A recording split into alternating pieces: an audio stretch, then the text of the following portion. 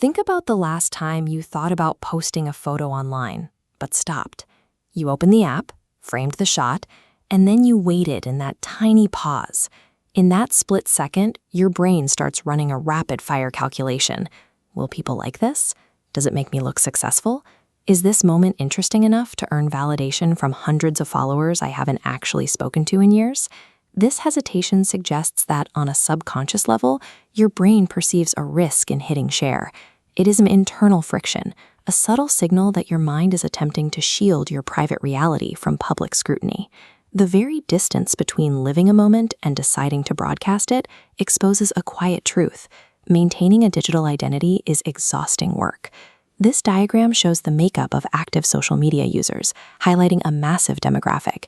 Up to 40% of people on these platforms consume content daily without ever posting their own. Researchers have a rather uncharitable name for this group: lurkers. The label implies they are creeping in the digital shadows while the rest of the world bravely interacts. But there is another way to look at this group.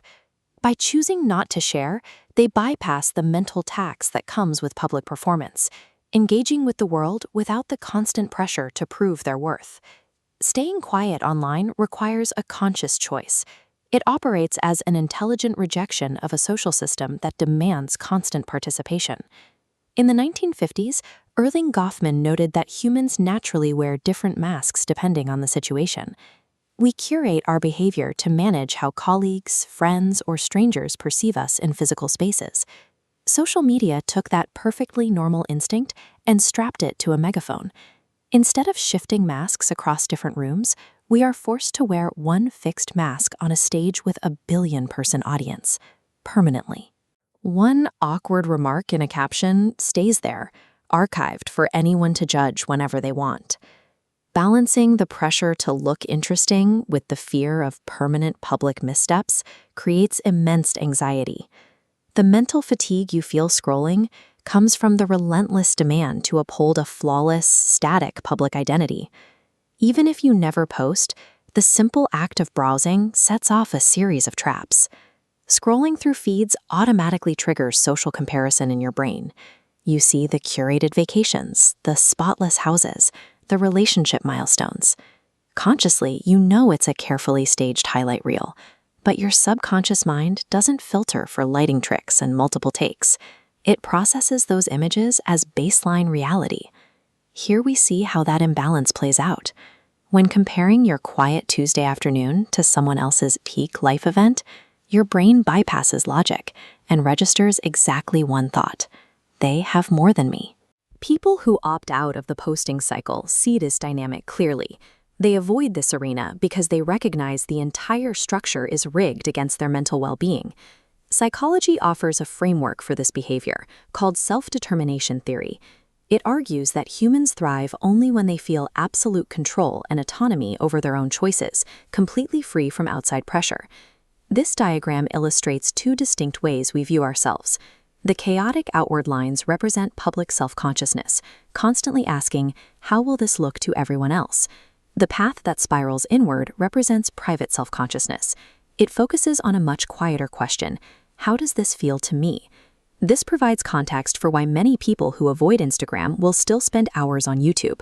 On a platform centered on consumption rather than profile building, the social pressure vanishes. You aren't being tracked for your follower count or why you haven't updated your status.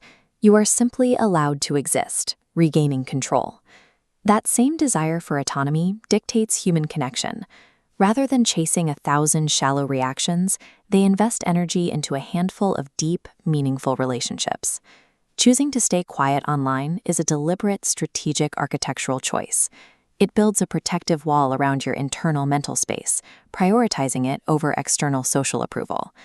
Lowering the camera is more than privacy. It is a shift in focus. You decide that an experience belongs to you, not an audience. It is a quiet declaration that your private life holds inherent value. It exists, it matters, and it is entirely whole without requiring an audience to consume and validate it. The modern performance economy forces a bitter trade. Every time you pause to capture, caption, and broadcast an experience, you surrender a fraction of your genuine emotional presence for hollow digital engagement. the people skipping the feed are still achieving deep, resonant human connection. They are simply doing it strictly on their own terms, entirely removed from the digital stage. We live with a strange modern paradox. The harder you try to perfectly document a meaningful moment, the more you degrade the physical experience of living through it. A sunset is simply more beautiful when you aren't worried about the framing.